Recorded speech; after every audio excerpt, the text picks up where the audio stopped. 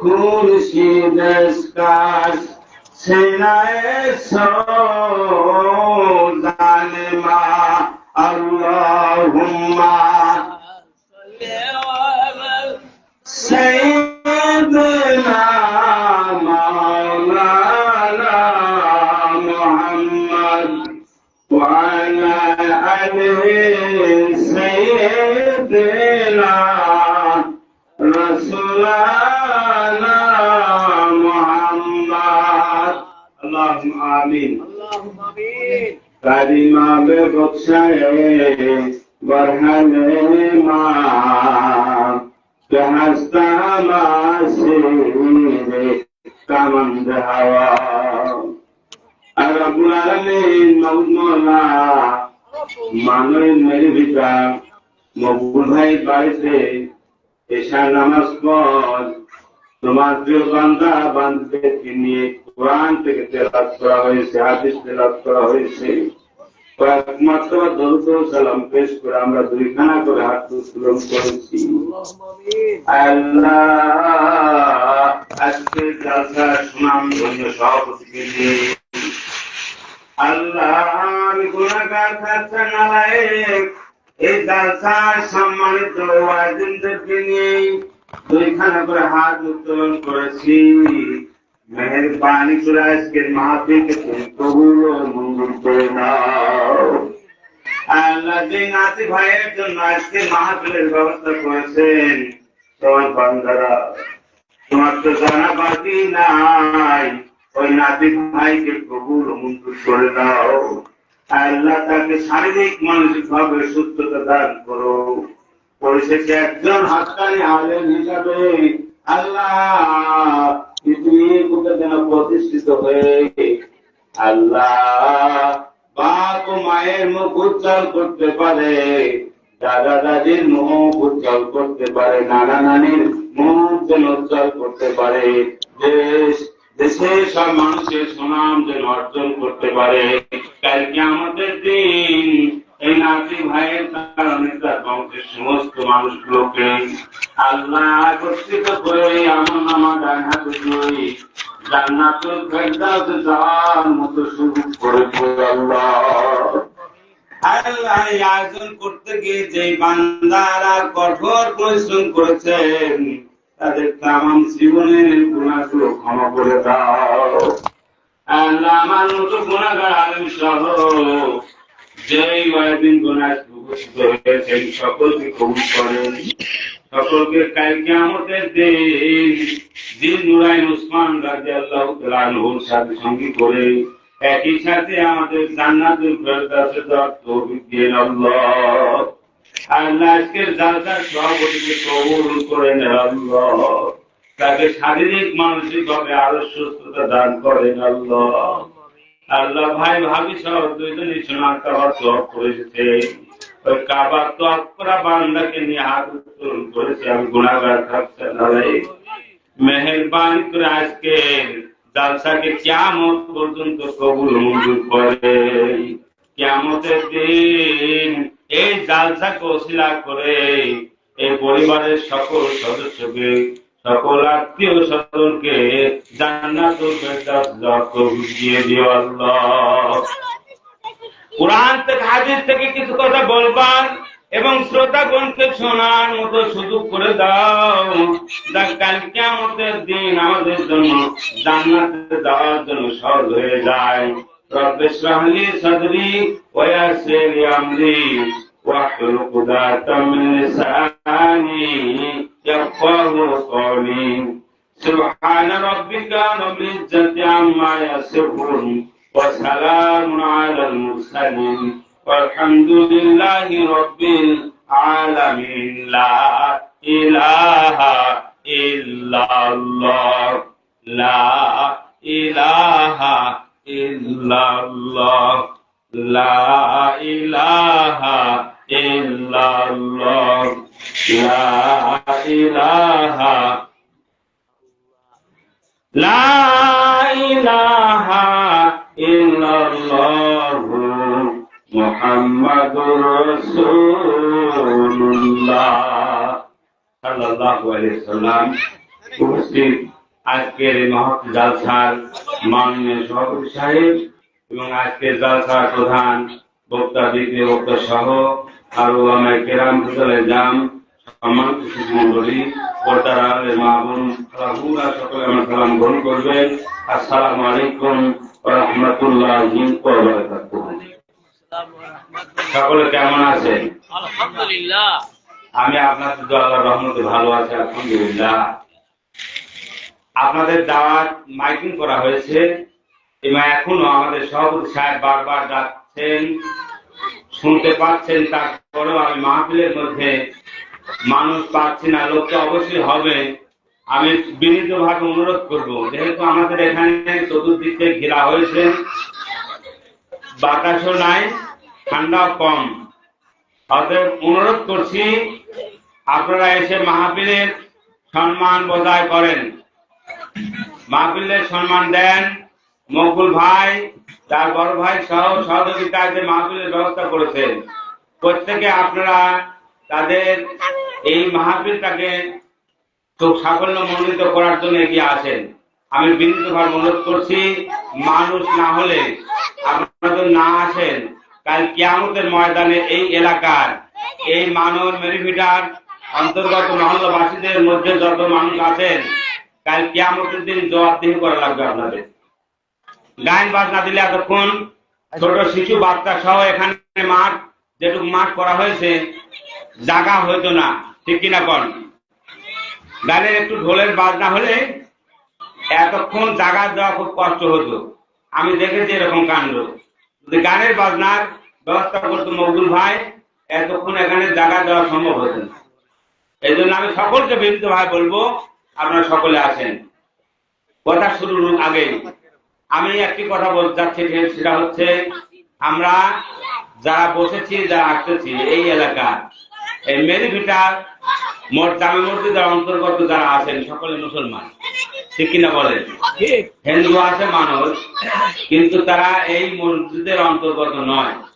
অতএব এই মসজিদ বা মহল্লার অন্তর্গত যে সকল মুসলমান ভাতৃদ্বয় আছেন, মা বোন খালাবুরা আছেন, আজকে জালসার অত্যন্ত সুন্দর সময় শোনার এবং বক্তাদের বলার সময়, যেহেতু কালেকশন নাই, আপনারা না আসলে আমাদের বক্তৃতা হবে না। বলে আমরা চলে যাব, সময় আপনাদের জন্য বসে থাকছে না। এই জন্য অনুরোধ করবো,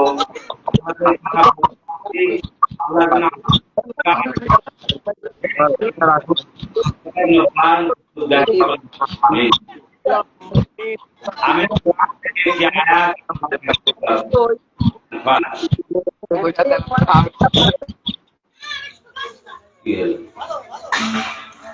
আল্লাহ পাক জাল্লে জালালুহু আমানারুহু বিশ্ব মানবতার মুক্তিদূত হযরত মুহাম্মদুর রাসূলুল্লাহ সাল্লাল্লাহু আলাইহি ওয়াসাল্লাম সহ এই ঘোড়া নামে 1 লক্ষ অথবা 2 লক্ষ 24,000 পয়গম্বর। মাইকে সাউন্ড একটু মনে হয় ভালো হচ্ছে না, ঘোরাই দেবো কি? একটু মাইকে ঘোরাই দেন, কারণ ভালো বোঝা যাচ্ছে না। আচ্ছা, মানে সেট করা না হলে বক্তা কেউ ওয়াজ করতে পারবে না, বুঝতে পারছেন? আল্লাহ রাব্বুল আলামিন যুগে যুগে অগণিত নবী এবং রাসূল এই পৃথিবীতে প্রেরণ করেছেন। সবশেষে একজন নবী এসেছেন, তিনি আর কেউ নয়, তিনি হচ্ছেন সর্বশেষ নবী, বিশ্ব নবী হযরত মুহাম্মদ রাসূলুল্লাহ সাল্লাল্লাহু আলাইহি ওয়াসাল্লাম, যার সুপারিশ ছাড়া পৃথিবীর একটি মানুষও জান্নাতে যেতে পারবে না। সুবহানাল্লাহ। সেই নবীর উম্মত আমরা যে হতে পেরেছি, এই জন্য আবার বলেন আলহামদুলিল্লাহ। ভাই বন্ধু খালাবুরা শোনেন, আল্লাহ পাক যে নবীর উম্মত করে আমাদেরকে পাঠাইছেন, ওই নবীর মাধ্যমে আমাদের উপর একটা সর্বশ্রেষ্ঠ কিতাব নাজিল করা হয়েছে। তার নাম কি বলেন? তার নাম হচ্ছে আল কুরআন।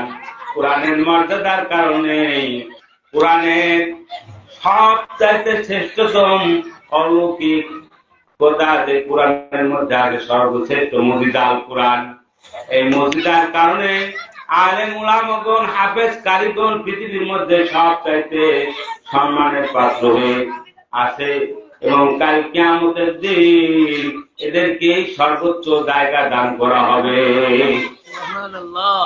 সর্বোচ্চ জায়গা হবে যারা আলেম, যাদেরকে আল্লাহ তাআলা আলেম করে পাঠিয়েছেন, যারা হাফেজ হয়েছেন, তাই কিয়ামতের দিন আলেমদেরকে আল্লাহ তাআলা বিনা হিসেবে জান্নাতে যাওয়ার ব্যবস্থা করে দিবেন। সেই আলেমের কথা শুনতে যারা চায় সেই মানুষগুলো জান্নাতি মানুষদের দলের অন্তর্ভুক্ত। যেই মানুষগুলো আলেমদের কথা, কোরআনের কথা শুনতে ভালোবাসে না, তারা হলো আবু জেহেলের দলের লোক। ঠিক কিনা বলেন? আবু জেহেলের দলের লোক কখনো কোরআন পছন্দ করে না, কোরআনের কথা পছন্দ করে না, হাদিস শুনতে ভালোবাসে না। আজকে এত সুন্দর মাহফিল করা হয়েছে, আয়োজন করা হয়েছে, মাত্র 10-12 জন লোক এখনো হয় নাই। আমি পায়ে হাত দিব, সকলকে বলছি, মানব মেরিভিটার অন্তর্গত যে বান্দা বান্দিরা আছেন, ভাইরা আমার আছেন, চাচামিরা আছেন, খালুর মতো ব্যক্তি যারা আছেন, সকলকে আমি অনুরোধ করব, মি ভাই আমার মসজিদের মুয়াজ্জিন সাহেব আমি দেখতে পাচ্ছি না, যদি লোক না আসেন কথা কিন্তু বের হবে না। আমি সকলকে বলতেছি, শোনার নবীজি বলেছেন, জালিলুল কদর সাহাবী থেকে হাদিস বর্ণনা করা হয়েছে, মান তাশাব্বাহা বিকাওমিন ফাহুয়া মিনহুম, যার সাথে যার সম্পর্ক হবে, হাসর হবে তার সাথে। বলেন সুবহানাল্লাহ। যার সাথে তার সম্পর্ক হবে তার সাথে তার হাসর হয়ে যাবে। বিশ্ব নবী হযরত মুহাম্মদ রাসূলুল্লাহ সাল্লাল্লাহু আলাইহি ওয়াসাল্লামের উপরে আল্লাহ এক এক করে কোরআনের 114টা সূরা অবতীর্ণ করেছেন। তার মধ্যে প্রথম নাম্বার সূরা সূরাতুল ফাতিহা, যে সূরাতে এত মর্যাদাবান, পৃথিবীতে যত নারী এবং পুরুষ আছে, মুসলমান নর এবং নারী, যাদের উপর নামাজ ফরজ করা হয়েছে, যারা নামাজ আদায় করে, প্রত্যেকটা বান্দা বান্দিকে এই সূরা আগে তেলাওয়াত করা লাগবে নামাজ শুরুতে। ঠিক কিনা বলেন? ঠিক। নামাজ শুরু করবে সূরা ফাতিহা তেলাওয়াত করা লাগবে। এটা সর্বপ্রথম কোরআনে সেট করা হয়েছে। এমন একটা সূরা আল্লাহ পাক আমাদের জন্য উপহার দিয়েছেন, যার প্রথম নাম্বার আয়াতে আল্লাহ পাক জানায় দিলেন, আলহামদুলিল্লাহি রাব্বিল আলামিন। সমস্ত প্রশংসা সেই আল্লাহ পাকের জন্য, যিনি সারা জাহানের প্রতিপালক। সারা জাহান বলতে আসমান এবং জমিন শুধু নয়, আসমানের উপরে যা কিছু আছে, সাত জমিনের তলদেশে যা কিছু আছে, তারও সেই ব্যক্তি মালিক, সেই আল্লাহর আমরা প্রশংসা করি। প্রশংসা করি আমি আল্লাহ তাআলার। বলেন আল্লাহু আকবার। ভাইরা আমার, বন্ধুরা আমার, সে আল্লাহ পাক যে কোরআনুল কারীম সর্বপ্রথম যা সেট করেছেন, যে সূরা সেট করেছেন সূরা ফাতিহা, দ্বিতীয় নাম্বার সূরা সূরাতুল বাকারা, তৃতীয় নাম্বার সূরা সূরা ইমরান, সূরা নিসা, মায়দা, আনাম, আনফাল, তাওবা, রদ, হুদ, ইউনূস, হুদ, ইব্রাহিম, হিজর, নহল, বানী ইসরাঈল, কাহাফ, মারইয়াম, তোহা, আম্বিয়া, হজ, মুমিনুন, নূর, ফুরকান, সূরা নামল, কাসাস, আনকাবুত, রুম, লোকমান, সাজ্জা, সাবা, ফাতির, ইয়াসিন। ইয়াসিন কোরআনের দেল বলা হয়েছে। 36 নাম্বার সূরা কোরআনের মধ্যে আল্লাহ পাক সেট করে দিয়েছেন। এই কোরআন এমনি এমনি আসে নাই, এক এক করে রূহুল কুদ্দুস জিবরাইল আলাইহিস সালাতু ওয়াস সালাম আল্লাহর কাছ থেকে ধীরে ধীরে ধীরে ধীরে 23 বছর লেগেছে এই কোরআন অবতীর্ণ করতে। এই মানুষের এই যে বান্দারা আল্লাহ নবীর উম্মত হয়ে পৃথিবীতে পদার্পণ করেছেন, ওই বান্দারা এবং বান্দিরা যেন দুনিয়াতে শান্তিতে বসবাস করে এই দুনিয়া থেকে বিদায় গ্রহণ করার পর একটা সবচাইতে বড় জগৎ, যে জগতের শুরু আছে শেষ নাই, যে জগতের শুরু আছে শেষ নাই, ওই জগতে গিয়ে যেন বান্দা বান্দিরা একেবারে সুখের মধ্যে দিন সময় অতিবাহিত করে দিতে পারে। সেই জন্য আল্লাহ পাক এই কোরআন তার বান্দার উপর বিশ্ব নবীর মাধ্যমে পাঠিয়ে দিয়েছেন। এটা সবচাইতে বড় মুজিজা আর সবচাইতে একটা সর্বশ্রেষ্ঠ রহমত এটা। আর সর্বশ্রেষ্ঠ রহমত বিশ্ব মানবতার মুক্তির দূত হযরত মুহাম্মদুর রাসূলুল্লাহ সাল্লাল্লাহু আলাইহি ওয়াসাল্লাম। আর একটা রহমত আমাদের জন্য, তিনটা রহমত আল্লাহ তাআলা পাঠাইছেন। সর্বশ্রেষ্ঠ রহমত বিশ্ব নবী, তারপরে কুরআনুল কারীম, আর একটা রহমত হচ্ছে পিতা এবং মাতা। এই পিতা এবং মাতার মাধ্যম দিয়ে আমরা দুনিয়ার মুখ দেখতে পেরেছি, ঠিক কিনা বলেন? ঠিক। যে মা বাপ কবরের মধ্যে, আমার মনে হয় মানুষ মেরে ভিটা এই এলাকার মানুষের কেউ মারা যায় নাই, না গেছে? যদি মারাই যায় তো আজকে মাহফিলের মধ্যে বসতো। আমি উল্লাপাড়াতে জালসা করেছি, উল্লাপাড়া বোয়ালিয়া এলাকায় বড়হান, ওই এলাকায় জালসা করেছে। এরকম সুন্নতে খাতনা দিয়ে মাহফিল করতো। মাহফিলের মধ্যে অগণিত লোক এসে যেত এবং ওদেরকে জিকিরের ব্যবস্থা করতো। ওই এলাকার মানুষ কিন্তু এই তরিকতের ভক্ত মানুষগুলোকে আহ্বান করলে আমাদের মতো অবহেলায় কিন্তু এই এলাকার মানুষ থাকে না। আমাদের এলাকায় এই নাটোর জেলার মানুষ অতি অবহেলিত। আল্লাহ পাকের কোরআন শুনতে তারা অবহেলিত, রাসূলের হাদিস শুনতেও তারা অবহেলিত। ও আল্লাহর বান্দারা এমনি কোরআন আসে নাই যে কোরআনকে বিলুপ্ত করার জন্য, রাসূলকে কতল করার জন্য। আবু জেহেল সবচাইতে বড় শত্রু আল্লাহ রাসূলের। দারুণ দোয়া বৈঠক বসলো, তার মধ্যে ঘোষণা দিয়ে দিল, আমার দেশবাসীরা, মক্কাবাসীরা, মুহাম্মদ নামে একটা নবীর আবির্ভাব ঘটেছে। সে নিজেকে নবী বলে দাবি করে, বাপ দাদা ধর্মের চুন গালি দেয়। ওই মানুষটার কাল্লা কেটে এনে মাথা যে ব্যক্তি এনে দিতে পারবে তাকে 1 লক্ষ স্বর্ণের মুদ্রা দেওয়া হবে। অনেকেই লোক হলো, তার মধ্যে একজন শক্তিশালী বীর, সে হলো হযরত ওমর রাদিয়াল্লাহু তাআলা আনহু। দেখেন আল্লাহ রাসূলের কাছে, যারাই রাসূলের কাছে গিয়েছে, দেখতে গিয়েছে, ওই মানুষটা হেদায়েত প্রাপ্ত হয়েছে, দেখতে গেল, অথচ মারতে পারে নাই। কারণ কি? বাবা কোন কবুতর, কোন ডালে তোর ঘর, ডিম পেড়ে দে, চারিদিকে শত্রু খারা, তলোয়ারের বেড়া, সত্যাছে যে ধরা দেয় সে। বল আল্লাহু আকবার। আবু বকর ফিল জান্নাতি ওয়া উমর ফিল জান্নাতি ওয়া উসমান ফিল জান্নাতি ওয়া আলী রাদিয়াল্লাহু তাআলা আনহু ফিল জান্নাতি, তালহা রাদিয়াল্লাহু তাআলা আনহু ফিল জান্নাতি, আবু সাঈদ রাদিয়াল্লাহু তাআলা আনহু ফিল জান্নাতি, আবু ওয়াক্কাস রাদিয়াল্লাহু তাআলা আনহু ফিল জান্নাতি, হযরত চাদা রাদিয়াল্লাহু তাআলা আনহু ফিল জান্নাতি। এমন করে 10 জন জান্নাতি সাহাবীকে বেহেশতের সুসংবাদ দেওয়া হয়েছে। এই জান্নাতি সাহাবীর মধ্যে যেই ব্যক্তি দ্বিতীয় খলিফা আমিরুল মুমিনিন এর মর্যাদা লাভ করেছেন, সে ছিল আল্লাহর রাসূলের শত্রু, কোরআনের শত্রু, ইসলামের শত্রু। এই মানুষটা কি করেছে? দারুণ দোয়া বৈঠকে তখন ঘোষণা হয়ে গেল, মুহাম্মাদের মাথা যে ব্যক্তি কেটে এনে দিতে পারবে তাকে 1 লক্ষ স্বর্ণের মুদ্রা দেওয়া হবে। এমন লোভী মানুষ মনে হয় বাংলাদেশে নাই, না আছে? নাই।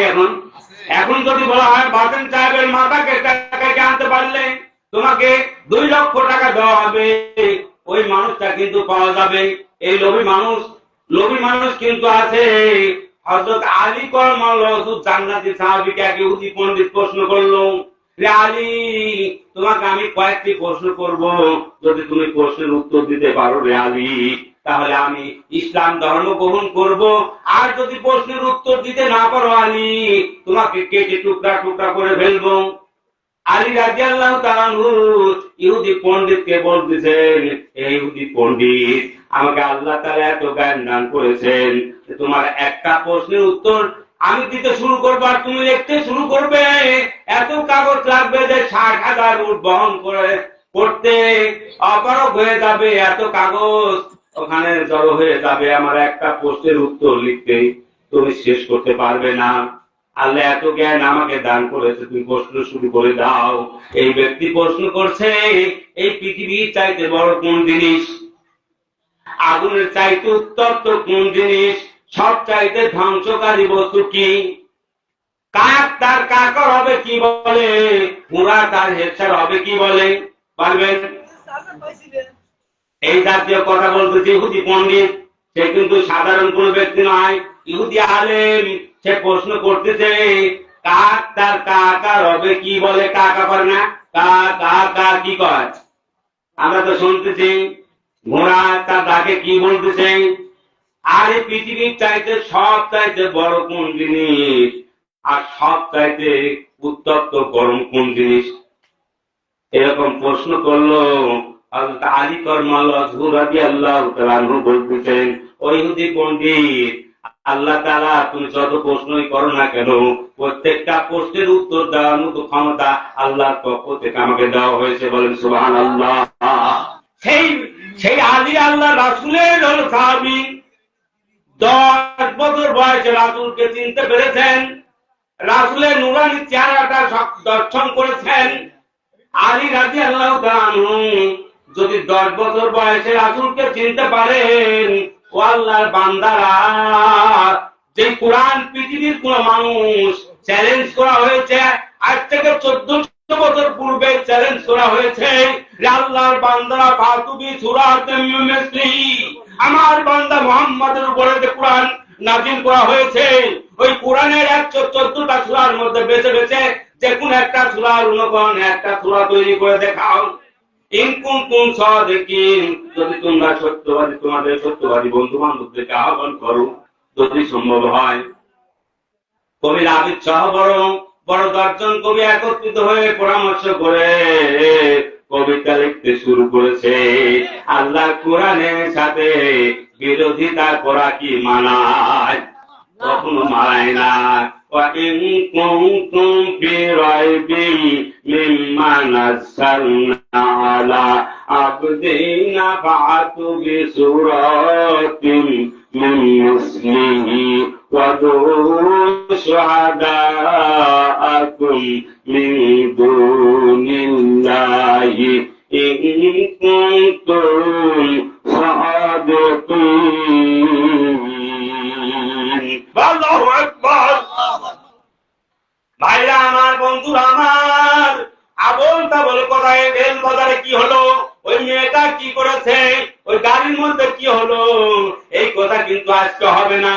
আজকে যে কথাগুলো হবে, যে আলেম আমি দেখেছি, 2 ভাই, আমার 2 ভাই বসে আছেন, অত্যন্ত জ্ঞানী, যে আলেম গুলো আপনাদের সামনে এসেছে, আজকে প্রত্যেকটা ব্যক্তি কিন্তু এই কোরআন এবং হাদিসের জ্ঞানী, বিশারদ, গবেষক, অথচ বাড়িতে বসে আছেন যে গবেষণা শোনার জন্য বহু দূরের পথ পাড়ি দিয়ে আবু যর গিফারি নামক একজন ব্যক্তি, যিনি সাহাবীর মর্যাদা লাভ করেছেন, ওই ব্যক্তি অনেক দূর থেকে মুহাম্মদকে দেখার জন্য এসেছেন।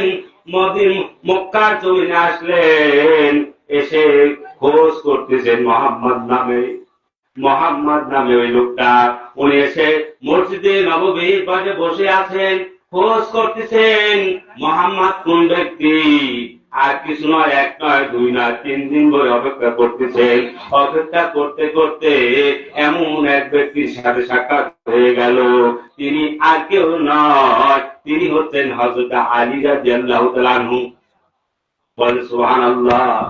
আলী রাদিয়াল্লাহু তাআলা আনহু জিজ্ঞাসা করলেন, ভাই, আপনাকে তো দূর দেশের মানুষ মনে হচ্ছে, এলাকার তো কোনো মানুষ বলে মনে হয় না, আপনি কেন এসেছেন, কি জন্য এসেছেন? নির্ভয়ে বলেন, কোন অসুবিধা নাই। আমি মুহাম্মদ নামে একজন ব্যক্তির আবির্ভাব ঘটেছে, সে নাকি নবী বলে দাবি করেছে।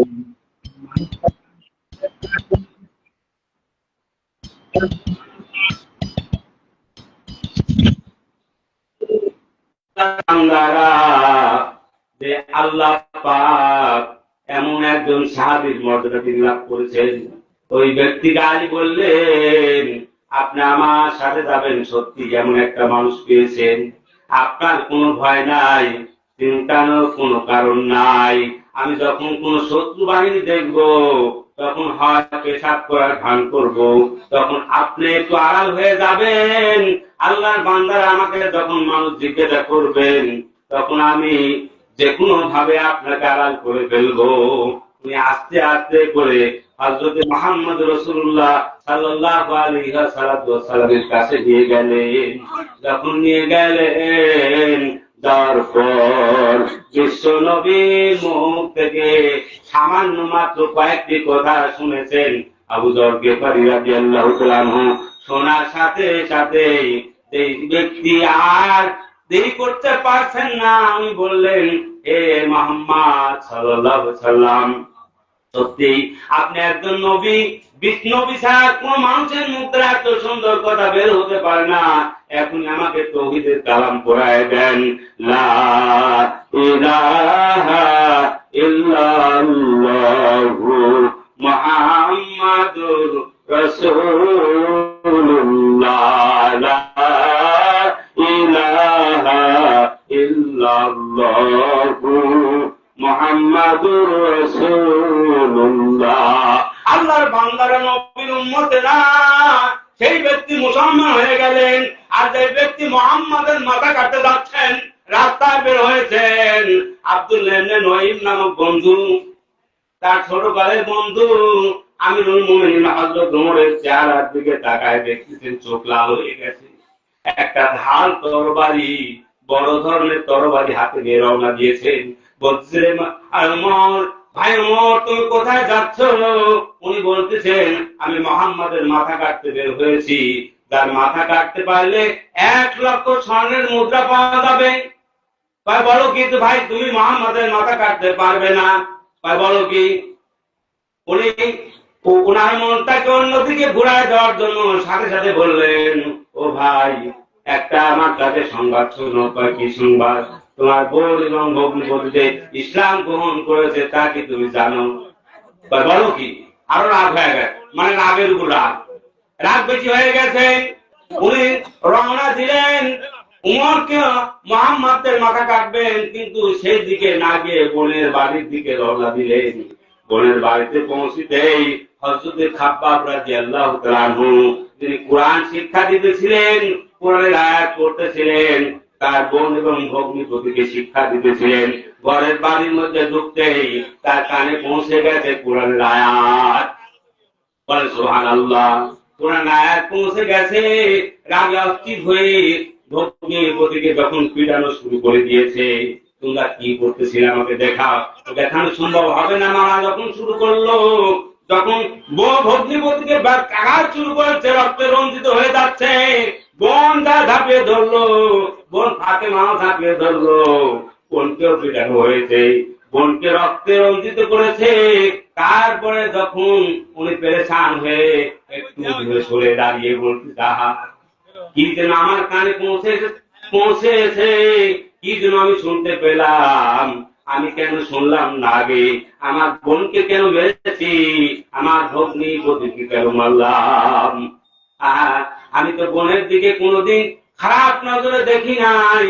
যখন ব্যাগটাঘাত করেন, ওই মুহূর্তে বোন বলতেছিল, ভাই, এমন একটা ধর্ম গ্রহণ করেছি, এমন এক ব্যক্তিকে নবী বলে স্বীকার করেছি, যদি মারতে মারতে পৃথিবী থেকে বিদায় গ্রহণ করিয়ে দাও, তবু ও আমার ভাই, সেই ধর্ম ত্যাগ করব না। সুবহানাল্লাহ, বলেন লিল্লাহি তাকবীর, লিল্লাহি তাকবীর। একটু হাতুল তাকবীর দেন তো, শয়তান চলে যায় কিছু মানুষ। লিল্লাহি তাকবীর, লিল্লাহি তাকবীর। আল কোরআনের আলো, আল হাদিসের আলো, লিল্লাহি তাকবীর। বাবা তুম কবুতর, কোন ডালে তোর ঘর, ডিম পেরে দে, চারিদিকে শত্রু খারা, তলোয়ারের বেড়া, ধরতে আসে যে ধরা দেয় সে বলেন মারহাবা। আমিরুল মুমিনিন হযরত ওমর বোনের মারার পর এবার তার ভিতরে একটু দয়ার উদ্রেক হলো। জিজ্ঞাসা করতেছিল, বোন তোমরা কি করতেছিলে একটু আমাকে দেখাও না?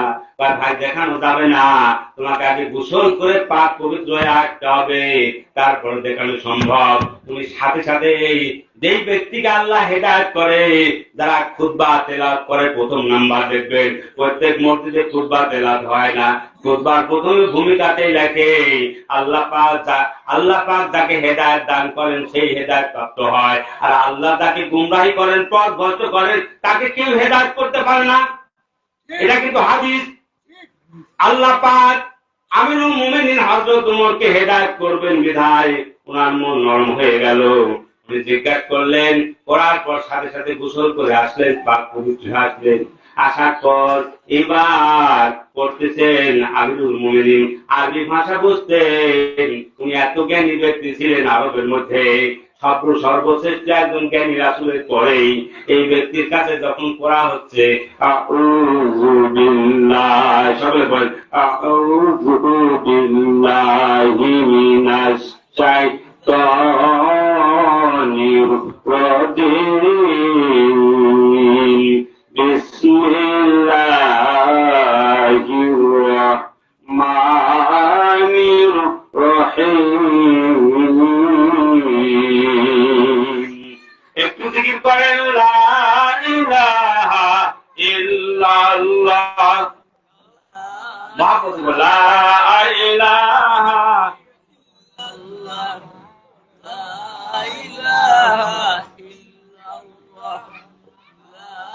যারা আল্লাহর ভয় জিকির করে তারা নিরালায় লা ইলাহা ইল্লাল্লাহ লা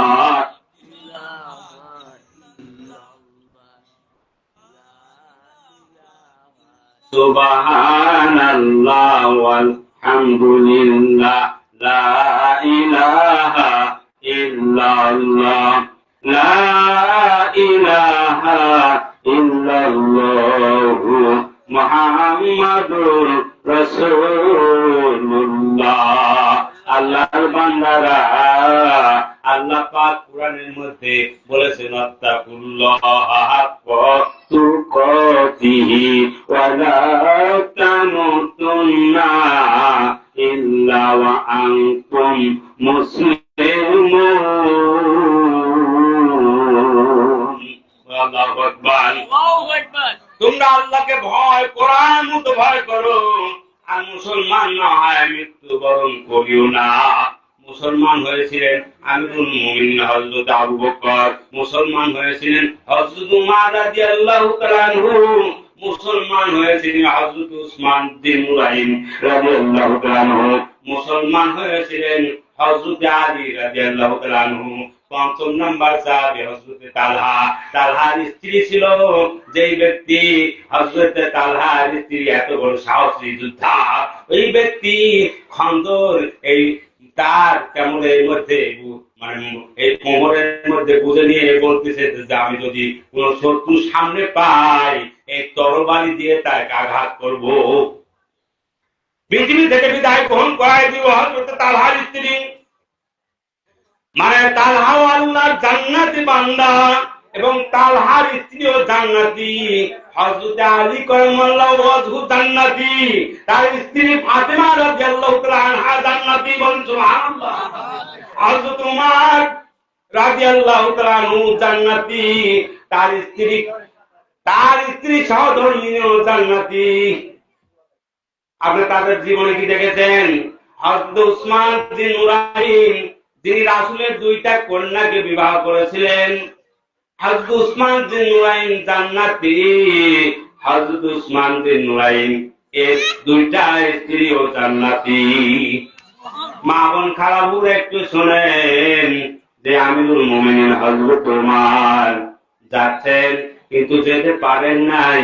কোরআনের কাছে যখন এসে গেছেন, কোরআনের শুধুমাত্র দুইটা বাক্য পড়ে শোনানো হয়েছে যা আপনাদেরকে তেলাওয়াত করেছি। আউযু বিল্লাহ বিসমিল্লাহ দুইটা বাক্য শোনার পর বলতে যাহা এমন সুন্দর বাক্য পূর্বে কোনদিন শুনি নাই।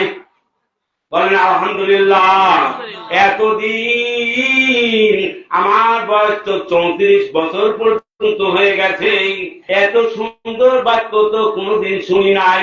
এটা কোন মানুষের কথা হতে পারে না। সূরা কোরআনের সূরা তাহা 20 নাম্বার সূরা আজকে বের করবেন। 20 নাম্বার সূরা প্রথম থেকে মাত্র 5টি আয়াত করে শোনানো হয়েছে। কয়টি? 5টি আয়াত। এই 5টি আয়াত করে যখন শোনানো হয়েছে, আমিরুল মুমিনিন হযরত ওমর, যিনি আমিরুল মুমিনিনের মর্যাদা লাভ করেছেন, সাহাবীর মর্যাদা লাভ করেছেন, জান্নাতি সাহাবী হিসাবে যাকে আল্লাহ পাকের রাসূল যাকে ঘোষণা করেছেন, সেই ব্যক্তি 5টি আয়াত করে শুনে মুগ্ধ হয়ে যাওয়ার পর বলতেছেন, আর দেরি করার সময় নাই, এখনই আমাকে মুহাম্মাদের কাছে নিয়ে চলুন। মুহাম্মাদের কাছে নিয়ে যাচ্ছেন। তার সাথে সাথে হযরতের এই খাব্বাব তার ঘরের মধ্যে ছিলেন, আগে লুকিয়ে পড়েছেন। যদি তখন দেখতে পেতেন, খাব্বাবকে টুকরা টুকরা করে ফেলতেন কিনা বলেন। তাড়াতাড়ি তারাও বেরিয়ে আসলেন, রাসূলের কাছে নিয়ে যাচ্ছেন ওমরকে। ওমর তরবারি নিয়ে যাচ্ছে রাসূলের কাছে। হযরত আবু বকর রাদিয়াল্লাহু তাআলা আনহু, হযরত আমির হামজা রাদিয়াল্লাহু তাআলা আনহু, হযরত বিলাল রাদিয়াল্লাহু তাআলা আনহু, এরকম কয়েকজন সাহাবী রাসূলকে বলেন, ইয়া রাসূলুল্লাহ, ইয়া হাবিবাল্লাহ, আর বাঁচার উপায় নাই। আরবের সবচাইতে বীর পালোয়ান ওই ব্যক্তি আসতেছে উমার, আজকে আমাদের আর কোন রেহাই নাই। আল্লাহ রাসূল বলতেছেন, হে আবু বকর, তুমি বসে দাও। আল্লাহ রাসূলকে বলতেছে, আপনি হুকুম করেন, উমরের দেহ থেকে কাল্লা বিচ্ছিন্ন করে দিব। আল্লাহ রাসূল বলতেছেন, আল্লাহ পাকের নবী বলেন, দয়া নবী রাহমাতাল লিল আলামিন বলতেছেন, তোমরা বসে পড়ো, উমরকে আসতে দাও। এত দয়া নবী, মায়া নবী রাহমাতাল লিল আলামিন বলতেছেন, ওকে আসতে দাও, আসতে দাও। আল্লাহ রাসূল বাড়ির মধ্যে যদি কোন আত্মীয় স্বজনের খোঁজ পায়, বাড়ির মালিক, আমার বাড়িতে আমার জামাই, আমার বিয়াই সাহেব আসতেছেন, তাড়াতাড়ি করে বাড়ির মধ্যে থেকে বেরিয়ে ওদেরকে সাদর সম্ভাষণ করার জন্য কিন্তু এগিয়ে যায়। ভালো মানুষগুলো যায়, আর খারাপ মানুষগুলো, যেগুলো বদভক্ত লোক, তাড়াতাড়ি বাড়ির থেকে দূরে সরে চলে যায়, পলায়। আছে না নাই এরকম শয়তান? আছে না? আল্লাহ রাসূল কি করলেন? সোনা নবীজি আমার একটু এগিয়ে গেলেন, ওমরের দিকে ভয়ও নাই, তার কোন চিন্তাও নাই। একটু এগিয়ে গেলেন, যে ব্যক্তি ওমর রাসূলের কাল্লা কেটে ফেলবেন, এ ভয় কিন্তু আল্লাহ রাসূলের নাই। তরবারি হাতে, বড় তরবারি। তারপরে নবীজি এগিয়ে গেলেন, রাসূলের পাক সাল্লাল্লাহু আলাইহি ওয়াসাল্লাম এবার ওমরের হাত ধরে ফেললেন। আমি একটা ইতিহাসের মধ্যে পড়েছি, ওমরের এই ডাইন হাত খপ করে ধরে ফেললেন, আর একটা ইতিহাসের মধ্যে লেগেছে ওনার গায়ে একটা চাদর ছিল, ওই চাদর ধরে বললেন, কি ওমর, আর কতকাল অন্ধকারের মধ্যে ডুবে থাকবে? বলার পর আমিরুল মুমিনিন হযরত উমরের মধ্যে যে রাগ ছিল, সব রাগ যেন পানি হয়ে গেল। মোমের পুতুলের মাথায় যখন আগুন জ্বালিয়ে দেওয়া হয়, আস্তে আস্তে করে পুড়ে একেবারে নিঃশেষ হয়ে যায়, তাই কিনা বলেন? আল্লাহ পাকের নবী উপরে যে কোরআন অবতীর্ণ করেছেন, আল্লাহ ওই কোরআনের আয়াত শোনার পর আমিরুল মুমিনিন হযরত ওমরের মধ্যে যে রাগ ছিল, সব আস্তে আস্তে পানি হয়ে গেছে। নবীজির কাছে যাওয়ার পর, ওই নুরানি চেহারা দেখার পর, তার কথা শোনার পর, তার সব রাগ পানি হয়ে রাসূলের 2 পা জড়িয়ে ধরে বলতেছেন, ইয়া রাসূলুল্লাহ, ইয়া হাবিবাল্লাহ, আর দেরি করার সময় নাই, এখনই আমাকে তাওহীদের কালাম পড়ায় দেন। লা ইলাহা ইল্লাল্লাহু মুহাম্মাদুর রাসূলুল্লাহ, লা ইলাহা ইল্লাল্লাহ, লা ইলাহা, লা ইলাহা ইল্লাল্লাহু মুহাম্মাদুর রাসূলুল্লাহ।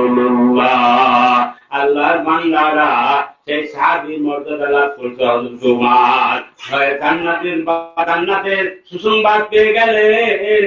আমিরুল মুমিনিন হযরত আলী কারামাল্লাহু রাদিয়াল্লাহু তাআলা উনিও জান্নাতে সাহাবীর মর্যাদা লাভ করলেন, যে আলীর সাথে তার নিজের কন্যা মা ফাতেমাকে বিবাহ দিলেন। আলীর চাইতে নিশ্চয় সহায় সম্বলহীন আরবের মধ্যে আর কেউ ছিল না, অথচ স্বামী এবং স্ত্রীর মধ্যে এত মহাব্বত ছিল যা পৃথিবীর মধ্যে আর কারো ছিল না। একটু রাগ করা সম্ভব না, একটু রাগ করবেন ফাতেমা কিন্তু সম্ভব না, আলী রাগ করতে থাকবেন সম্ভব না। এত বড় তাদের মধ্যে মহব্বত ছিল। একদিনের ঘটনা বলেই শেষ করে দিব। আমি বলেছি, ওই দ্বিতীয় বক্তাকে বলেছি, ভাই বেশি সময় নিব না, যেহেতু রায়টা শীতকাল, শীতের সময় মানুষ আসবে না।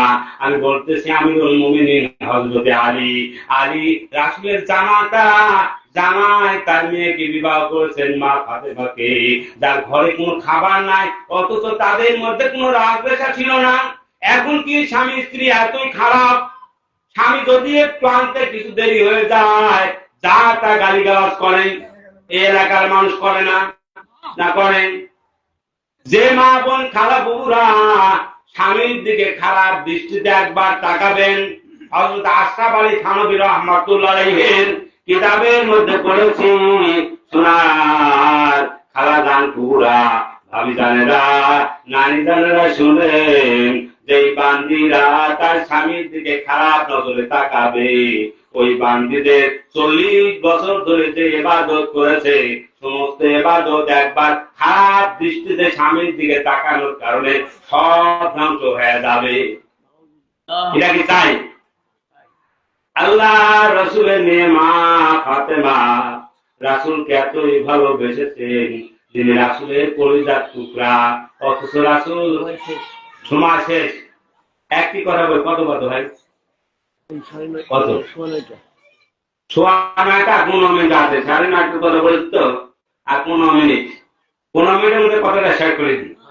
আমিরুল মুমিনিন হযরতে ওমর, হযরতে উসমান বিন নুরাইন, হযরত আলী চতুর্থ নাম্বার সাহাবী, তার মেয়ে মা ফাতেমা একদিন রাত্রিতে স্বপ্ন দেখেন, অন্ধকার রাত্রিতে তার আব্বা জান ঘরের মধ্যে দৌড়াচ্ছে, ঘরের মধ্যে কি যেন হাঁটাহাঁটি করতে ঘুরছে।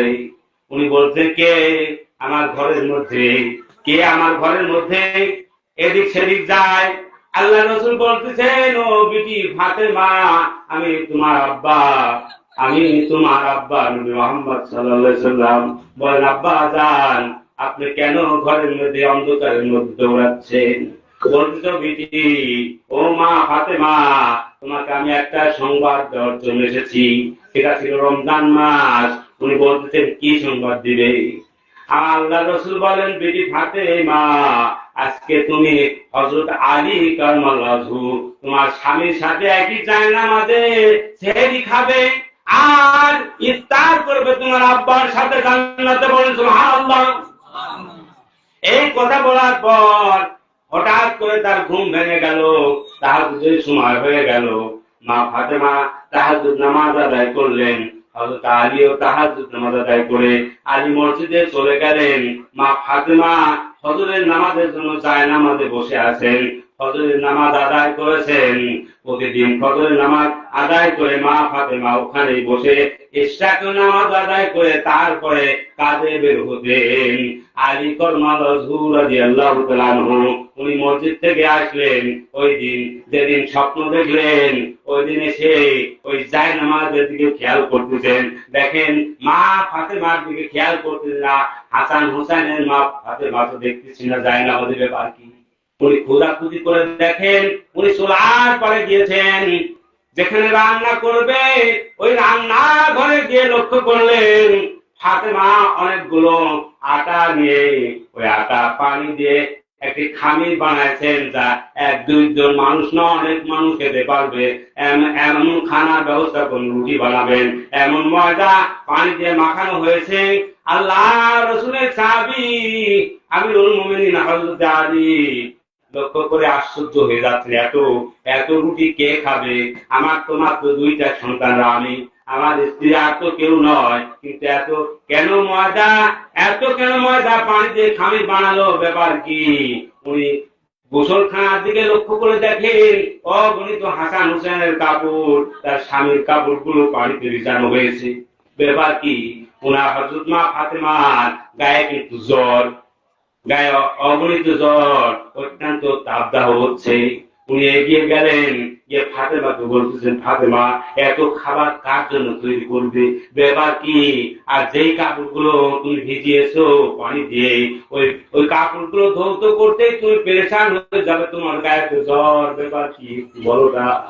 উনি বলতেছেন, প্রাণের স্বামী তোমাকে তো আমি কিছুই বলি নাই, আমি তো একটা স্বপ্ন দেখেছি, সেই স্বপ্ন তো আজকে তোমাকে বলা হয় নাই। ওই মুহূর্তে রুটিও কিন্তু বানানো হয় নাই। রুটি বানাবেন পূর্ব মুহূর্তে। স্বামী জিজ্ঞাসা করতেছেন, ফাতেমা বলেন, প্রাণের স্বামী আজ স্বপ্নে দেখেছি আমার আব্বা জান আমার ঘরের মধ্যে অন্ধকারের ঢুকে, আমাকে অন্ধকারের মধ্যে ঢুকে আমাকে খোঁজাখুঁজি করছে। আমি জিজ্ঞাসা করলাম, আব্বা জান কাকে খুঁজছেন? কয়, তোমাকে খুঁজছি। ও মা, তোমাকে খোঁজাখুঁজি করছি, কেন খুঁজছেন? বলতেছেন, তুমি আজকে আলীর সাথে জায়নামাজে বসে সেহরি খাবে আর ইফতার করবে আমার সাথে জান্নাতে। এই স্বপ্ন দেখেছি, প্রাণের স্বামী আমাকে ক্ষমা করে দিবেন চিরজীবনের জন্য। আমার মনে হয় আপনি আমাকে আর পাবেন না। কোথায় শোনার সাথে সাথে হযরত আলী কারামাল্লাহু রাদিয়াল্লাহু তাআলা আনহু অঝরে কাঁদতে শুরু করে দিলেন, চোখ দিয়ে পানি ঝরতেছেন। স্বামী এবং স্ত্রীর মধ্যে মহব্বত থাকলে কি হতে পারে? অঝরে কাঁদতেছেন, মা ফাতেমাও কাঁদতে লাগলো। এদিকে কান্না এত জোরে কাঁদতেছেন, হযরত হাসান এবং হুসাইন রাদিয়াল্লাহু তাআলা আনহু ওরা লক্ষ্য করে দেখলেন তার আব্বা এবং আম্মা কাঁদতেছে। ব্যাপার কি? এগিয়ে গেলেন, গিয়ে জিজ্ঞাসা করতে চাচ্ছে, ব্যাপার কি?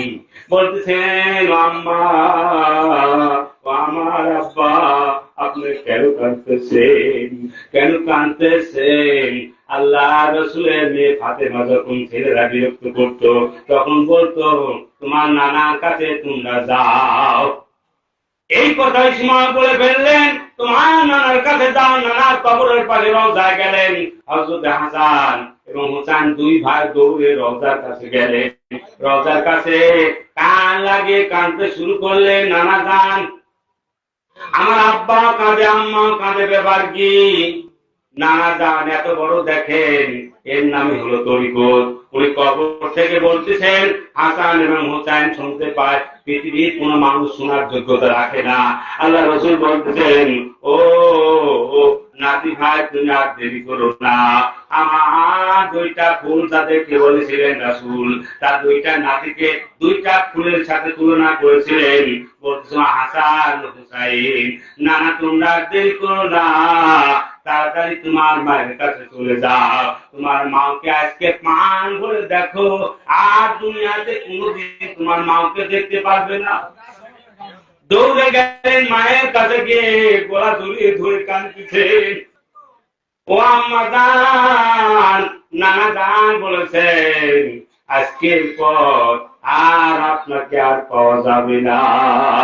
এই জন্য সামান্য কথা দিয়ে বলতেছি, ও সোনার মানিকেরা, কাকবুকেরা, মা বোন, খালা বাবুরা, আপনার স্বামীর সাথে ভালো ব্যবহার করবেন। মাত্র 4টি কাজ যদি করতে পারেন, জান্নাতের যে দরজা দিয়ে খুঁজি সেই দরজা দিয়ে প্রবেশ করতে সক্ষম হবেন। প্রথম নাম্বার, নামাজ আদায় করবেন, রমজান মাসে রোজা রাখবেন, আর কি করবেন? স্বামীর সেবা করবেন, আর পর্দা পর্দায় থাকবেন। এই 4টা কাজ এই বান্দিরা করতে পারবে, এই বান্দিরা লাখ খুলিলাল জান্নাত, জান্নাতের যে দরজা দিয়ে খুশি সেই দরজা দিয়ে তারা প্রবেশ করতে পারবে। বলেন সুবহানাল্লাহ। আমরা তাই কিনা বলেন? মা বোন খালাপুদের কাছে 5 ওয়াক্ত নামাজের জন্য আপনারা প্রত্যেকে বলতে রাজি আছেন কিনা বলেন? রাজি আছি। রাজি আছেন? কারা কারা রাজি? লিল্লাহি তাকবীর, লিল্লাহি তাকবীর। আল কোরআনের আলো ঘরে ঘরে যাও, আল হাদিসের আলো ঘরে ঘরে যাও, লিল্লাহি তাকবীর। আল্লাহু আকবার। আমি আর কথা বাড়াবো না। সভাপতি সাহেব আমার শ্রদ্ধা ভাজন ব্যক্তি, আমার ভাই, ওনাকে অত্যন্ত আমি মহব্বত করি। আমাকে আজকে এখানে বসার মতো যে সুযোগ করে দিয়েছেন, এই জন্য আল্লাহ তাআলা তাকে যেন জান্নাতের বান্দা হিসেবে কবুল করে। সকলে বলে আমিন। আল্লাহ যেন আমাকে এবং আপনাকে সহ যারা আজকে মাহফিলে এসেছেন এবং আসতেছেন সকলকে যেন জান্নাতের বান্দা হিসেবে কবুল করেন এবং বান্দি হিসেবে কবুল করেন। সকলে বলেন আমিন। আমার জন্য প্রাণ ঢালা দোয়া করবেন।